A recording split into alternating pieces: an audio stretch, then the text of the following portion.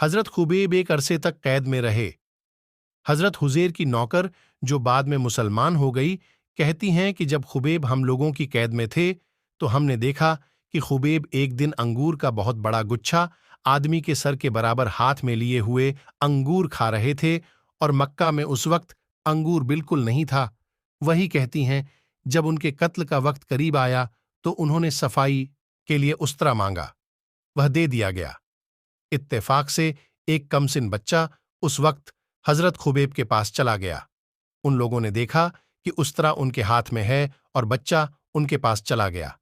यह देखकर वह घबरा गए कि खुबैब ने फरमाया, क्या तुम यह समझते हो बच्चे को कत्ल कर दूंगा? ऐसा नहीं कर सकता। इसके बाद उनको हरम से बाहर लाया गया और सूली पर लटकाने के वक्त आखिरी ख्वाहिश के तौर पर पूछा गया कि कोई तमन्ना हो तो बताओ। उन्होंने फरमाया कि मुझे इतनी मोहलत दी जाए कि 2 रकात नमाज पढ़ लूं कि दुनिया से जाने का वक्त है और अल्लाह ताला की मुलाकात करीब है, और उसे मोहलत दे दी गई।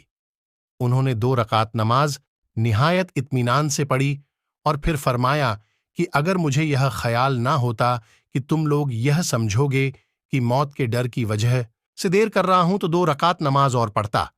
इसके बाद वह सूली पर लटका दिए गए तो उन्होंने यह दुआ की, या अल्लाह, कोई ऐसा शख्स नहीं है जो तेरे रसूल पाक सल्लल्लाहु अलैहि वसल्लम तक मेरा आखिरी पैगाम पहुंचा दे।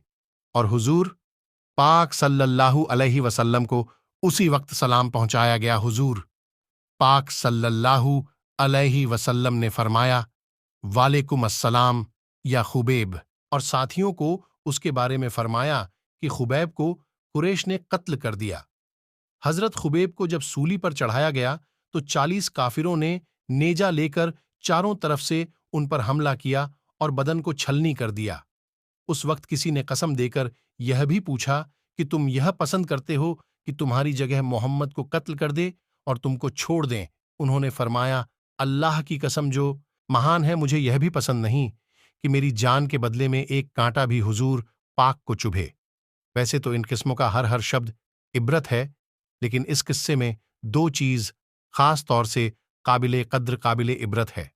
इन हजरात की नबी पाक सल्लल्लाहु अलैहि वसल्लम के साथ मोहब्बत व इश्क की जान जाए और उसके बदले में इतना लफ्ज कहना भी गवारा नहीं कि हुजूर पाक को किसी किस्म की तकलीफ मामूली सी भी पहुंच जाए, इसलिए कि हजरत खुबैब से सिर्फ जबान से ही कहलाना चाहते थे और सिर्फ जुबान ही से कहना ही था, वरना बदले में हुजूर पाक को तकलीफ पहुंचने पर तो उन काफिरों को भी कुदरत ना थी, बल्कि वे लोग खुद ही हर वक्त तकलीफ पहुंचाने की कोशिश में रहते थे, जिसमें बदला बेबदला सब बराबर था।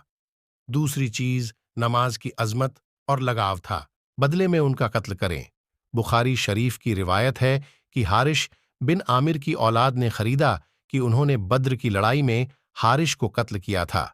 सफवान ने तो अपने कैदी हजरत जेद को फौरन ही हरम से बाहर अपने गुलाम के हाथ भेज दिया कि कत्ल कर दिए जाएं। इसका तमाशा देखने के वास्ते और भी बहुत से लोग जमा हुए, जिनमें अब्बू सुफियान भी था।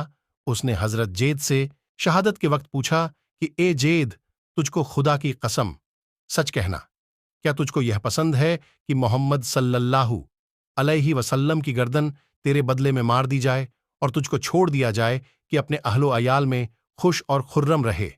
हजरत जैद ने फरमाया कि खुदा की कसम, मुझे यह भी गवारा नहीं कि हुजूर पाक सल्लल्लाहु अलैहि वसल्लम जहां हैं वहीं उनके एक कांटा भी चुभे और हम अपने घर आराम से रहे। यह जवाब सुनकर कुरैश हैरान रह गए। अब्बू सुफियान ने कहा कि मोहम्मद सल्लल्लाहु अलैहि वसल्लम के साथियों को जितनी उनसे मोहब्बत देखी उसकी नज़ीर कहीं नहीं देखी। इसके बाद हजरत जेद शहीद कर दिए गए। हजरत खुबैब एक अरसे तक कैद में रहे। हुजैर की नौकर, जो बाद में मुसलमान हो गई थी, कहती हैं कि जब खुबैब हम लोगों की कैद में थे